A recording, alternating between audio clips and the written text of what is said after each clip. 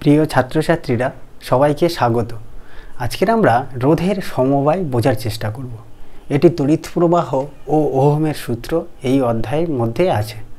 আমরা রোধক এবং রোধ দুটোই শব্দ শুনেছি। রোধক অর্থাৎ একটি পরিবাহী বা খুব সহজ কথায় বললে একটি তার, যেমন এটি একটি রোধক। আর এর মধ্যে দিয়ে তড়িৎ প্রবাহ যতটা বাধাপ্রাপ্ত হয় এই পদার্থটির মধ্যে দিয়ে বা এর মধ্যে দিয়ে তড়িৎ প্রবাহ যেতে যতটা বাধা দেয় সেটাকে বলা হয় রোধ।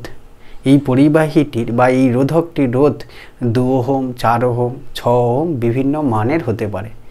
আমরা আজকে রোধক না শিখে রোধের সমবায় শিখব।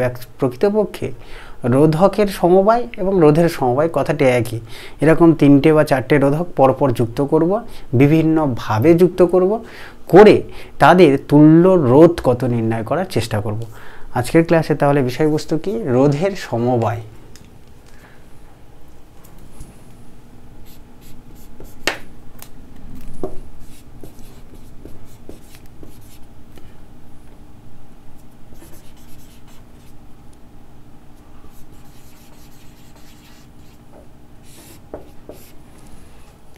রোধের চিহ্ন কি আমরা এর আগে শিখেছি। রোধ দেখতে যে কোনো তামার তারও একটি রোধকের মতো ভূমিকা পালন করে। তামার তারের রোধ যদিও খুবই কম, কিন্তু আমরা রোধকের চিহ্ন কিভাবে বা রোধের চিহ্ন কিভাবে খাতায় আঁকি? এইভাবে। এটি হচ্ছে একটি রোধকের চিহ্ন এবং এর গায়ে লিখে দেওয়া হয় বা এর কাছাকাছি লিখে দেয় কত ওহম এর রোধ, 2 ওহম। এটি হচ্ছে পরিবাহীটির রোধ। এরকম একাধিক পরিবাহী বা একাধিক রোধক পরপর যুক্ত থেকে যে সংস্থা গঠন করে সেটিকে আমরা কি বলি? সমবায়। সমবায় 2 ধরনের হয় প্রধানত। তাহলে সমবায় প্রধানত 2 প্রকার। প্রথমে হচ্ছে আমরা শিখব সমান্তরাল সমবায়, আরেকটি হলো শ্রেণী সমবায়। সমান্তরাল সমবায় কেমন? সমান্তরাল সমবায়টি এখানে কি হয়? সমান্তরাল সমবায় কাকে বলে? আসলে এটা কাকে বলে বোঝাচ্ছে আগে বোঝা উচিত সমবায় কিভাবে তৈরি হয়। সমবায় কথার অর্থ কি? সমবায় কথার অর্থ হলো একাধিক বস্তু একত্রে যুক্ত থাকলে সেটাকে বলে সমবায়। এখন অনেকগুলি রোধ একত্রে বিভিন্ন উপায়ে যুক্ত থাকতে পারে। যখন তারা এমনভাবে যুক্ত থাকবে যে তাদের দুটো প্রান্ত সব রোধগুলি 2টি প্রান্ত একই বিন্দুতে যুক্ত হবে, সেটাকে বলবো কি আমরা? সেই সমবায়টিকে বলবো সমান্তরাল সমবায়। বিষয়টি কেমন? বিষয়টি আমরা ছবি এঁকে বোঝার চেষ্টা করলে আরও সহজ হবে বোঝাটি। কেমন দেখো, ধরো, আচ্ছা, এটা তো রোধের চিহ্ন খাতায় বা বইয়ে আঁকা হয়। বাস্তবে রোধগুলো যখন ল্যাবে আমরা দেখি, রোধগুলো দেখতে কিছুটা হয় কার্বন রোধক ব্যবহার করি ল্যাবে। দেখতে হয় এরকম, আর এর দুটো প্রান্ত থেকে এরকম তার বেরোয় থাকে, আর এর গায়ে বিভিন্ন কালার দেওয়া থাকে।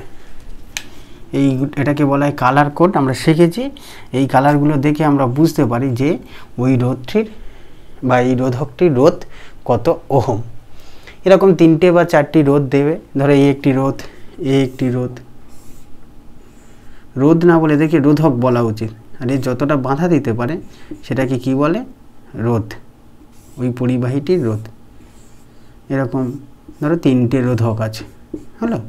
এদের রোধের মান বিভিন্ন। ধরো এইটার রোধ হচ্ছে 2 ওহম, এই রোধকটির এর হচ্ছে 4 ওহম, এটার হচ্ছে 6 ওহম বা 5 ওহম। সব জোড় সংখ্যা নিচ্ছে, এটা বিজোড় সংখ্যা নিল। এবার বলছে এই রোধগুলিকে সমান্তরাল সমবায়ে যুক্ত করা হয়েছে। সমান্তরাল সমবায় মানে কি? ধরো এটি প্রথম রোধ, তো এটি 1 নম্বর রোধ, এটি 2 নম্বর রোধ, এটি 3 নম্বর রোধ। আমি রোধ বলছি, শব্দটা বলা উচিত রোধক। এবার দেখো 1 নম্বর রোধকের 2টো প্রান্ত, এই একটি প্রান্ত এবং এই একটি প্রান্ত। প্রত্যেকটি রোধকের 2টো করে প্রান্ত আছে। যদি দেখি প্রতিটি রোধকের এই প্রান্তগুলি সব একই বিন্দুতে যুক্ত আছে, মানে ধরো এটি একটি বিন্দু এ বিন্দু নাম দাও, এখানে একটি বিন্দু নাও বি বিন্দু। প্রত্যেকটা রোধের প্রান্ত এসে যদি এ বিন্দুতে যুক্ত হয়, একটা করে প্রান্ত এসে, এবং অপর প্রান্তগুলি যদি অপর বিন্দুতে যুক্ত হয় বি বিন্দুতে, তখন আমরা এই যে সমবায়টি হলো, এই সমবায়টিকে আমরা সমান্তরাল সমবায় বলতে পারবো। অর্থাৎ সমান্তরাল সমবায় কাকে বলে? যে রোধকগুলির বা রোধ বলি, রোধগুলির প্রান্তগুলি যদি একই বিন্দুতে যুক্ত থাকে তখন সেই সমবায়টিকে সমান্তরাল সমবায় বলবো। তাহলে আমরা একটু লিখি সমান্তরাল সমবায় কি,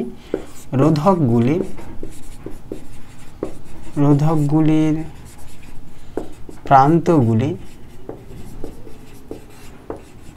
একই বিন্দুতে যুক্ত থাকলে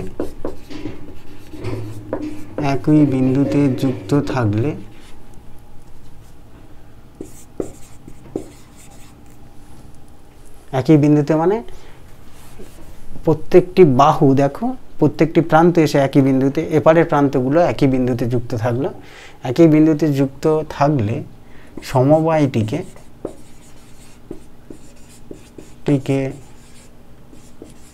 সমান্তরাল সমবায় বলে।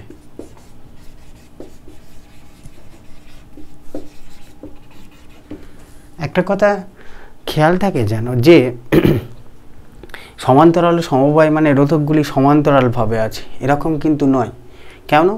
আমি একটু আর একটা ছবি আঁকলে এই পাশেই আঁকলে আরও সমান্তরাল সমবায় বুঝতে সুবিধা হবে।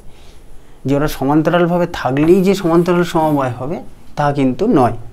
বিষয়টি কেমন, ধরো এই একটি রোধক, তিনটে রোধক আঁকি, এই একটি রোধক, এই একটি রোধক এবং এই একটি রোধক, এদের এইগুলো প্রান্ত। এবার দেখো এই প্রান্তগুলো, এই প্রান্তটি এসে কি হয়েছে, এই প্রান্ত এর সঙ্গে যুক্ত করেছি তার দিয়ে, তো আবার এই প্রান্তটি এর সঙ্গে যুক্ত করেছি। হলো কীভাবে যুক্ত করলাম দেখো, এই রোধকটির প্রথম রোধকটির একটা প্রান্তের সঙ্গে অপর রোধকটির আরেকটি প্রান্ত, এই রোধকটির একটা প্রান্তের সঙ্গে এই রোধকটির আরেকটি প্রান্ত যুক্ত করেছি। আবার আরেকটি তার দিয়ে ধরো এই রোধকটির প্রান্তের সঙ্গে এই রোধকটির সঙ্গে এই রোধকটির প্রান্ত যুক্ত করেছি।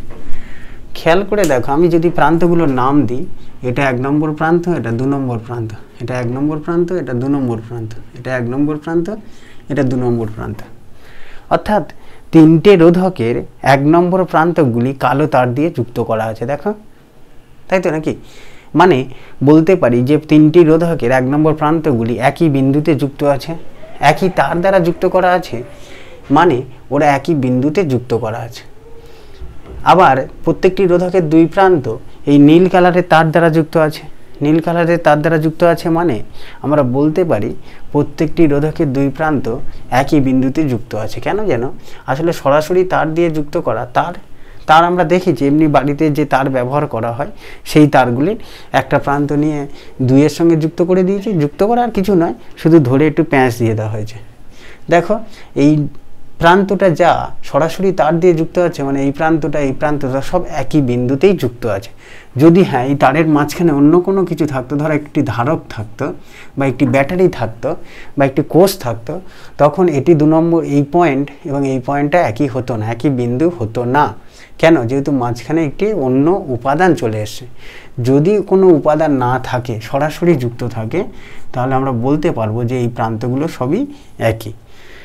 এখন দেখো এই ছবিটা দেখে আমরা সহজেই ধরতে পারছিলাম যে এই রোধকগুলি কিসে আছে, সমান্তরাল সমবায়ে যুক্ত আছে, খুব সহজেই বলে দিতে পারছিলাম।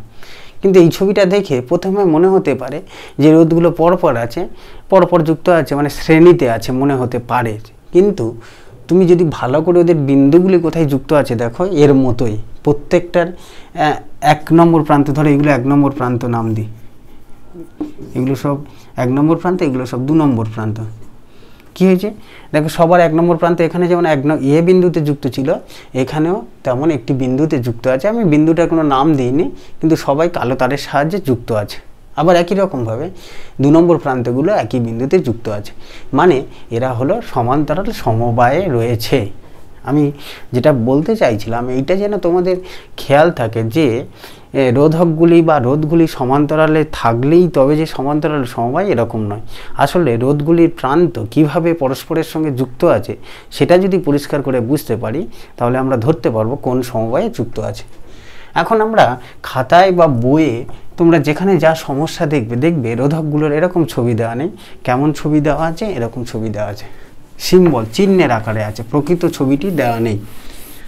আমরা যেমন কোষের প্রকৃত ছবি আঁকি না, কোষের চিহ্ন দ্বারা প্রকাশ করি, এরকম একটা ছোট লাইন একটা বড় লাইন দিয়ে কোষকে প্রকাশ করি। ঠিক একই রকমভাবে কি হয় যেন আমরা এই রোধকগুলোকে এরকমভাবে প্রকাশ করি। এই হচ্ছে রোধের চিহ্ন দ্বারা প্রকাশ করি। এই একটি রোধ, এই একটি রোধ এবং এই একটি রোধ। সবার পয়েন্টগুলো একই বিন্দুতে যুক্ত করবো। এখান থেকে একটা তার নিয়ে এরকমভাবে দেবো, এরকমভাবে দেবো, এরকমভাবে দেবো। এখানেও তাই, এখান থেকে তার নিয়ে এরকমভাবে দেবো, এরকমভাবে দেবো আর এরকমভাবে দেবো। তোমাদের মনে হতে পারে তারটা এরকম বাঁকানো হলো কেন? তার তো প্র্যাকটিক্যালি যখন আমরা করবো না বিষয়গুলো, তারটা বাঁকানোই হয়, এরকম হয় না, এত সুন্দর হয় না। তার ধরো বেশি হয়েছে, খুব লম্বা তার, তখন আমরা কি করব, এই পয়েন্টটা এবং এই পয়েন্টটা জোড়ার জন্য তারটা এখানটা কিছুটা পেঁচিয়ে রেখে দিয়ে এখানটা দেবো। এক জায়গায় কিছুটা পেঁচিয়ে রেখে ছোটো করে নিলাম, নিয়ে একটা জুড়ে দিলাম। মানে ওই যে সরল রেখাগুলো দ্বারা প্রকাশ করা যায় যে ওটা সবসময় সরল রেখা আঁকতে হবে এরকম কোনো নিশ্চয়তা নেই। আমরা সুন্দর করে আঁকার চেষ্টা করি, তাই ওইভাবে আঁকি, সরাসরি যুক্ত আছে। কিন্তু তার যেমনভাবে খুশি থাকতে পারে। এবার এই রোধটাকে আমরা কত ধরেছিলাম, ছবিতে ধরেছিলাম 2, 4 আর 5 ওহম। মনে করে দেখো আগের ছবিটি, আমি এটা 2 না লিখে লিখলাম এটা R1 এর রোধ, এর রোধ R2, এর রোধ হচ্ছে R3। বোঝা গেল? অর্থাৎ R1, R2 এবং R3 রোধগুলি কী আছে, সমান্তরাল সমবায়ে যুক্ত আছে।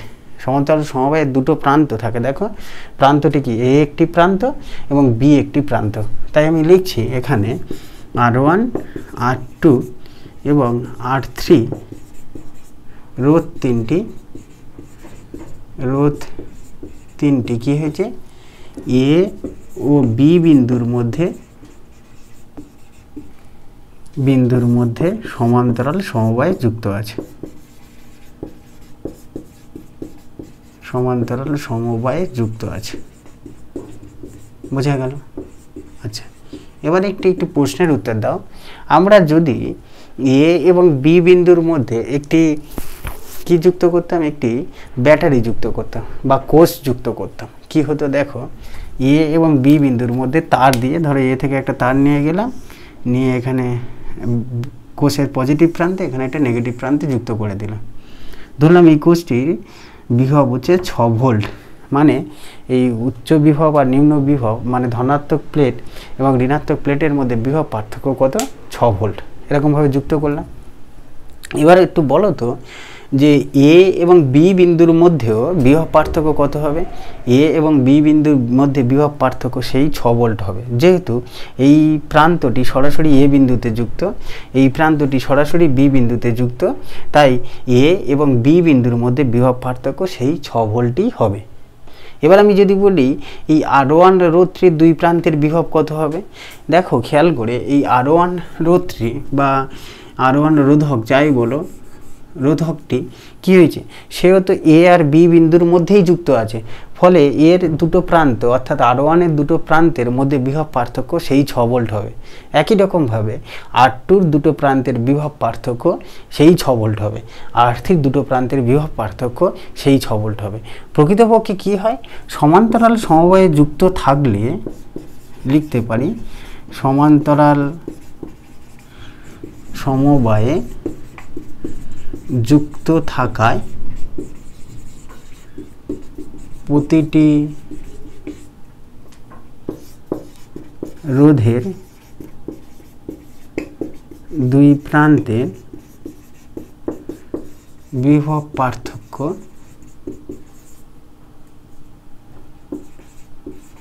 একই হয়। এইটা খেয়াল থাকবে, খুব গুরুত্বপূর্ণ একটি শব্দ। ওই জন্য খেয়াল করবে, এই শব্দটা আমরা ক্লাস 10-এও শিখেছিলাম যে বাড়িতে যে তড়িৎ ইলেকট্রিক বাল্ব, ল্যাম্প, পাখা সব সমান্তরাল সমবায়ে যুক্ত থাকা হয়। প্রশ্ন ছিল কেন সমান্তরাল সমবায়ে যুক্ত করা হয়। আসলে এগুলি সমান্তরাল সমবায়ে যুক্ত থাকে বলে সবারই দুই প্রান্তের বিভব পার্থক্য 220 ভোল্ট হয়। দেখবে প্রত্যেকটি তড়িৎ যন্ত্র চালানোর জন্য 220 ভোল্ট বিভব পার্থক্য আদর্শ। ওর চেয়ে কম হলে হয়তো তড়িৎ যন্ত্রটি চলবে, কিন্তু কি হয় তখন তার ধরো পাখা তুমি 220 ভোল্টের থেকে কম ভোল্টেজেই চালাতে গেলে পাখাটি দেখবে আস্তে আস্তে ঘুরছে, বা লাইটটি 220 ভোল্টের থেকে কম ভোল্টে প্রয়োগ চালাতে গেলে তখন দেখবে লাইটের আলোটা কমে আসছে। টিউবলাইটটির আলো কমে আসে, উজ্জ্বলতাটা কমে আসে। তাই আমরা তড়িৎ যন্ত্রগুলিকে সমান্তরাল সমবায়ে যুক্ত করি। করলে কী হবে, যেহেতু আমাদের বাড়িতে 220 ভোল্টের সাপ্লাই দিচ্ছে ইলেকট্রিক অফিস থেকে, আমরা সব যন্ত্রগুলি সেই এরকম কোষের দুই প্রান্তে একই রকমভাবে যুক্ত করেছিলাম। যেমন রোধগুলিকে যদি যুক্ত করি, সবার দুই প্রান্তের বিভব পার্থক্য সেই 220 ভোল্ট হবে, তাই সমান্তরাল সমবায়ে যুক্ত করা হয়। এটা একটু খেয়াল রেখো, সমান্তরাল সমবায়ে যুক্ত আছে মানে প্রতিটি রোধকের দুই প্রান্তের বিভব পার্থক্য একই হবে।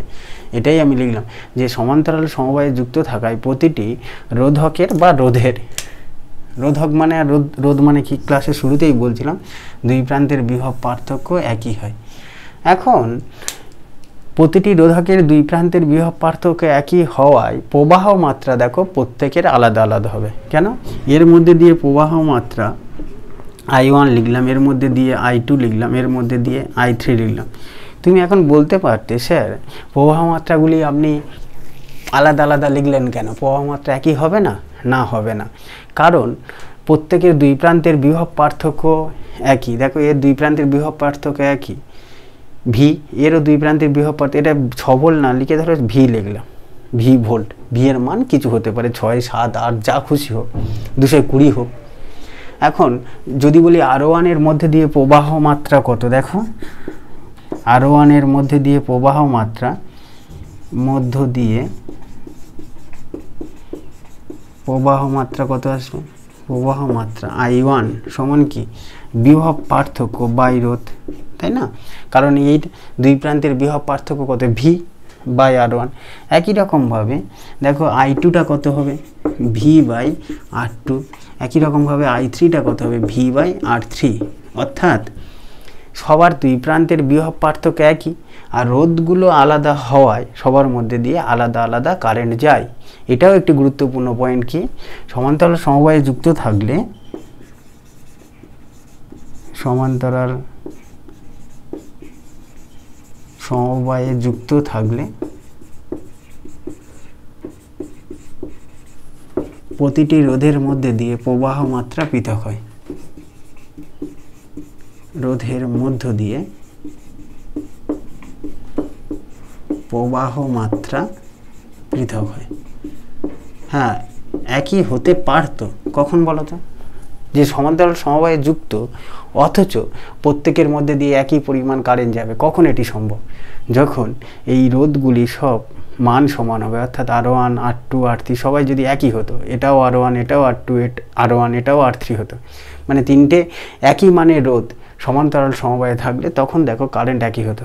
কারণ তখন ভি বাই R1, এটাও ভি বাই R1, মানে প্রত্যেকে ধরো এটাও ভি বাই R3, মানে ধরো প্রত্যেকেই 4 ওহম করে, মানে V by 4, V by 4, V by 4, সেক্ষেত্রে সমান হতো। কিন্তু মূল বিষয়টি কি খেয়াল রাখবে, সমান্তরাল সমবায়ে থাকলে এই যে দুটি শব্দ, দুই প্রান্তের বিভব পার্থক্য একই হয় আর প্রবাহ মাত্রা পৃথক হয়। সাধারণত পৃথক হয়, বিশেষ কিছু ক্ষেত্রে সমান হতে পারে, কিন্তু সাধারণত কী হয়, পৃথক হয়। তাহলে আমরা সমান্তরাল সমবায় কি বিষয়টি বুঝলাম, সমান্তরাল সমবায়ে দুই প্রান্তের বিভব পার্থক্য প্রবাহ মাত্রার মধ্যে সম্পর্ক বুঝলাম। আমাদের কি নির্ণয় করতে বলবে এই যে তিনটে রোধ সমান্তরাল সমবায়ে আছে, এগুলোকে কত কত মান ধরেছিলাম, 2 ওহম, এটাকে মনে হয় 4 ওহম, এটাকে 5 ওহম ধরেছিলাম। বলবে এই তিনটি রোধের তুল্য রোধ নির্ণয় করো। তুল্য রোধ মানে কি, তুল্য কথাটির অর্থ বোঝো।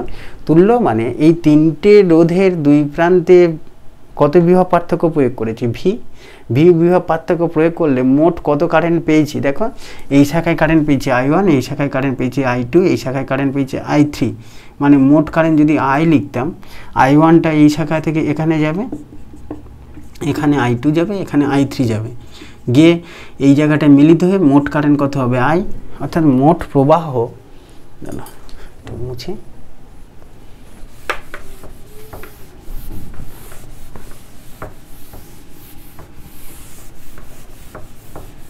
মোট প্রবাহ কত হবে, মানে ওই বর্তনীর মোট প্রবাহ I সমান নিশ্চিত করে হবে I1 plus I2 plus I3। অর্থাৎ আমরা যদি V by R1 plus V by R2 plus V by R3 লিখতে পারতাম, কোথা থেকে, I1, I2, I3 মান বের করলে তাহলে আই সমান কত এলো? দেখো আই সমান ভি কমন নিলে 1/R1 plus 1/R2 plus 1/R3 এই আসছে তো মোট কারেন্ট বর্তনী। অর্থাৎ আমরা বলতে পারি, আমরা কি বুঝতে চাইছিলাম, সমান্তরাল সমবায়ের তুল্য কথার অর্থ কি, তুল্য রোধ নির্ণয় করব, কিন্তু তার আগে তুল্য কথাটির অর্থ বুঝতে হবে, তাই তো? আচ্ছা দাঁড়াও, এটা মুছে নিই। এখন দেখো এই যে সমবায়টি আছে, এদের দুই প্রান্তে কত বিভব প্রয়োগ করেছি? ভি করলে কত কারেন্ট পেয়েছি? আয়ের মান কত হচ্ছে? V into 1/R1 1/R2 plus 1/R3। ধরো R1 R2 R3 মান, ভি এর মান সব বসিয়ে দিলাম। ভিটাকে আমি কত ধরেছিলাম? ভিটাকে আমি ধরো 60 ভোল্ট ধরলাম। ধরলে কারেন্ট কত হবে? আয়ের মান কত আসবে? দেখো যদি রাফলি গণনা করতাম, তোমরা করো না, 60 বাই কত? 1/2 যুক্ত 1/4 যুক্ত 1/5, তাই তো? ফলে এটা গণনা করলে আয়ের মান কত আসতো? 60 বাই, এটা লসাগু করলাম, 2 4 আর 5-এর লসাগু হচ্ছে কত? 20। তাহলে এটা হবে 10, এটা হবে 5, এটা হবে 4, মানে কত এলো? 60 ইন্টু 10 5 19-এর 20, তাই তো? 57 অ্যাম্পিয়ার। দেখো মানে মোট কারেন্ট কত যেত? 57 অ্যাম্পিয়ার। বুঝতে পারলে কি না দেখো তো? ঠিক আছে তো গণনাটা? হ্যাঁ, 57 অ্যাম্পিয়ার কারেন্ট যেত। তুল্য কথার অর্থ কি? আমি কি করব? আমি এই 3টি রোধ ব্যবহার করব না, একটি মাত্র রোধ ব্যবহার করব। একটি মাত্র রোধ ব্যবহার করে যদি সেই রোধটি যদি কেমন দেখো ছবিটা আঁকি, ধরো একটাই রোধ ব্যবহার করলাম বা একটাই রোধক ব্যবহার করলাম, এরকম একটা রোধক ব্যবহার করলাম, করে তার দুই প্রান্তের বিভব পার্থক্য কত? 60 ভোল্ট প্রয়োগ করলাম, করে দেখলাম এর মধ্যে দিয়ে ওই 57 অ্যাম্পিয়ার কারেন্ট যাচ্ছে। যদি যায়, অর্থাৎ এই রোধটার, এই 3টে রোধ না ব্যবহার করে একটা মাত্র রোধ ব্যবহার করলাম, সে রোধটার মান পরে বলছি, রোধ ব্যবহার করে দেখলাম যে ওর দুই প্রান্তে যদি 60 ভোল্ট বিভব পার্থক্য প্রয়োগ করি, তাহলে ওর মধ্যে দিয়ে 57 অ্যাম্পিয়ার কারেন্ট যায়। তাহলে এর রোধ যত ওহম হবে সেটাকেই বলবো এদের তিনজনের তুল্য রোধ। এর রোধ কত হবে? 60/57 ওহম। এটাই হবে এই 3টে রোধের তুল্য রোধ। বোঝা গেল নাকি? অর্থাৎ তুল্য কথার মানে কি, এই সমবায়টির দুই প্রান্তে ভি বিভব পার্থক্য বা 60 ভোল্ট বিভব পার্থক্য প্রয়োগ করে আমি মোট কারেন্ট যা পেয়েছি, যদি একটি রোধের দুই প্রান্তে সেই বিভব প্রয়োগ করে একই পরিমাণ কারেন্ট পাই, তাহলে সেই রোধটিকে কি বলবো? তুল্য রোধ। তাই আমি লিখতে পারি, এখানে দেখো এই উদাহরণগুলো লিখবো না, এই নীলকালি দিয়ে যেগুলো লিখেছি এগুলো বোঝার জন্য লিখলাম। বিষয়টি কেমন এটা তো থাকলো। তুল্য কথার অর্থ কি? তিনটি রোধের পরিবর্তে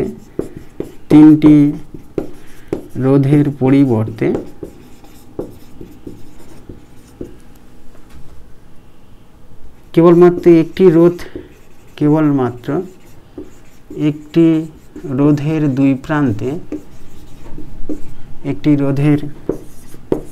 দুই প্রান্তে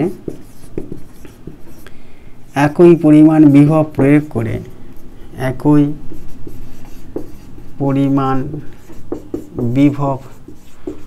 প্রয়োগ করে যদি একই মানের তড়িৎ প্রবাহ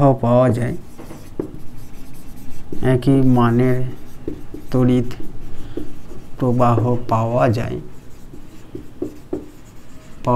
তবে যদি পাই, তবে ওই রোধটিকে সমবায়ের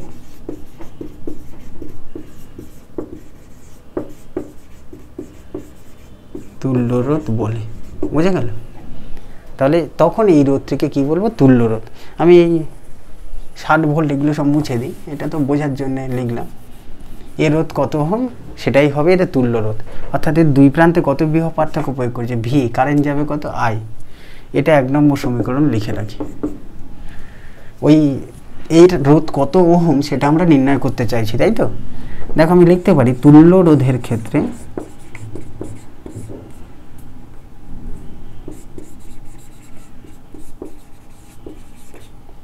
কি হলো? ভি বিভব পার্থক্য প্রয়োগ করেছি, এটাকে তুল্য রোধের মান ধরো আরপি ধরলাম, এক্স ধরতে পারতাম, আরপি লিখলাম। আরপি যদি হয় তাহলে সেক্ষেত্রে আই সমান কত হবে, ভি বাই আরপি। কেন, এই রোধের মধ্যে দিয়ে প্রবাহ মাত্রা আই সমান কী হয়, বিভব পার্থক্য বাই রোধ। বিভব পার্থক্য কত এখানে বিভব পার্থক্যটা হচ্ছে ভি, আর রোধটা ধরছি তো এক্স বা ওয়াই বা জেড না ধরে আরপি ধরছি, আরপি হবে। ফলে কি দাঁড়ালো, দেখো প্রবাহ মাত্রা আই সমান কত হচ্ছে ভি বাই আরপি, তাই তো নাকি? নিশ্চয়ই এই কারেন্টের মান মানে ওই সমবায়ের মধ্যে দিয়ে মোট যে কারেন্ট যাচ্ছিল এবং এর মধ্যে দিয়ে যে মোট কারেন্ট যাবে সেটি সমান হতে হবে।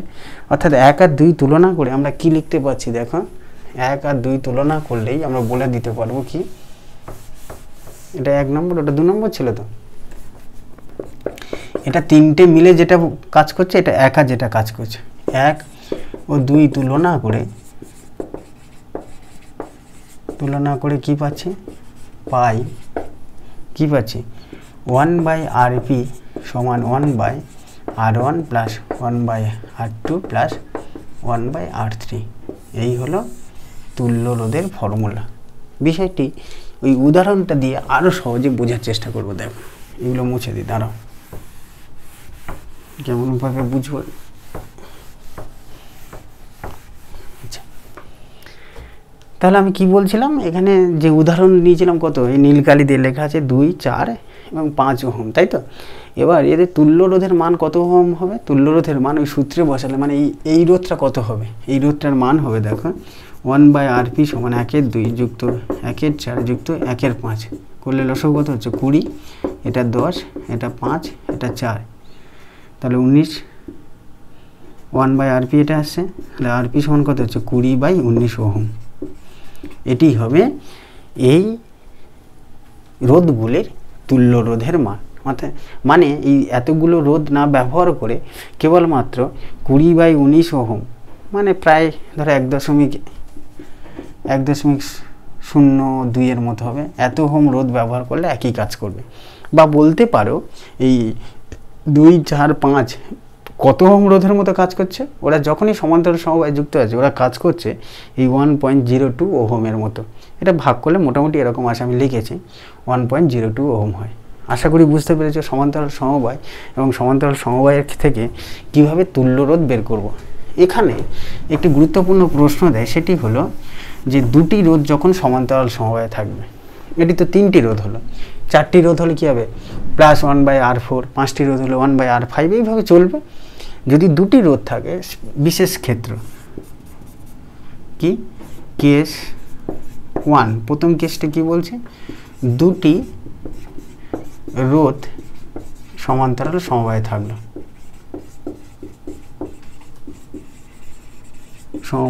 কি হবে দেখো, দুটি রোধ সমান্তরাল সমবায়ে থাকলে 1 বাই আরপি সমান কত লিখতে পারি, সেক্ষেত্রে 1 by R1 plus 1 by R2, দুটো রোধের ক্ষেত্রে এটা লেখা যায়। দেখো এটা সরল করলে 1 বাই আরপি সমান কত হবে, R1 R2 লসাগু হচ্ছে, তাই তো? তাহলে এখানে হবে R2 প্লাস R1। আচ্ছা, এখানে উল্টে দিতে হবে, আরপি বের করতে হবে। আরপি কত এলো, R1 R2 by R1 plus R2। অর্থাৎ দুটি রোধ যদি সমান্তরাল সমবায়ে থাকে সেক্ষেত্রে তুল্য রোধের মান কত হচ্ছে, তুল্য রোধের মান হচ্ছে দেখো রোধ দুটির গুণফল বাই রোধ দুটির যোগফল। কেমন, ধরো তোমাদের এরকম একটি সমস্যা দিল, এরকম এই সমস্যাটা অনেক জায়গায় আছে। এই দুটো রোধ কি সমবায় আছে, সমান্তরাল সমবায়, এটা 3 ওহম, এটা 6 ওহম, তাহলে তুল্য রোধ কী হবে, দেখো তুমি এই সূত্রে বসে করতে পারো বা এখানে সরাসরি করতে পারো, গুণফল বাই যোগফল। গুণফল কত, 6 গুণ 3, 6 যুক্ত 3 মানে 18 বাই 9 মানে 2 ওহম। অর্থাৎ এদের দুজনের তুল্য রোধ হবে কত, 2 ওহম। আশা করি বুঝতে পারলে। কিন্তু হ্যাঁ, দুটো রোধ থাকলে এই গুণফল বাই যোগফল হবে, 3টে রোধ থাকলে কিন্তু কখনো এরকম করো না R1 R2 R3 by R1 plus R2 plus R3, সেটা হবে না। তখন এই সূত্র ধরে প্রয়োগ করতে হবে, কারণ লসাগু করলে দেখবে ওপরে এরকম R1 R2 শুধু আসবে না। দুটি রোধ থাকলে কেবলমাত্র এই সূত্রটি আমরা প্রয়োগ করতে পারি। আরও একটি প্রশ্ন এখানে দেয়, কি বলে দেখাও সমান্তরাল সমবায়ে যখন রোধগুলি যুক্ত থাকে তখন তুল্য রোধের মান সবচেয়ে ছোটটার থেকে ছোট হয়। এর মানে কি, ধরো 3 আর 6 কী ছিল, সমান্তরাল সমবায় যুক্ত ছিল, এদের তুল্য রোধের মান দেখো 2 ওহম এসেছিল, মানে এদের মধ্যে সবচেয়ে ছোট কী ছিল 3, তার থেকেও ছোট এলো 2। যেমন দেখো আমরা এখানে উদাহরণ করেছিলাম কত, 2, 4, 5 সমান্তরাল সমবায় যুক্ত ছিল, এদের তুল্য রোধের মান এসেছিল কত 1.02, একটু আগে লিখছিলাম 20/19, মানে 1-এর কাছাকাছি এসেছিল। দেখো 2, 4, 5 সমান্তরাল সমবায় যুক্ত, এদের তুল্য রোধের মান সবচেয়ে ছোটোটার থেকেও ছোট হলো, মানে 2-এর থেকেও ছোট হলো, সেটা আমাদের প্রমাণ করতে দেয়। এখন সেই প্রমাণটা করতে গেলে তুমি তো আর ওরকম 2, 4, 5 উদাহরণ হিসেবে নিয়ে লিখতে পারবে না, আমরা গাণিতিকভাবে যুক্তি দিয়ে প্রমাণ করতে পারি। কিভাবে দেখো সেই প্রমাণটা একটু করি।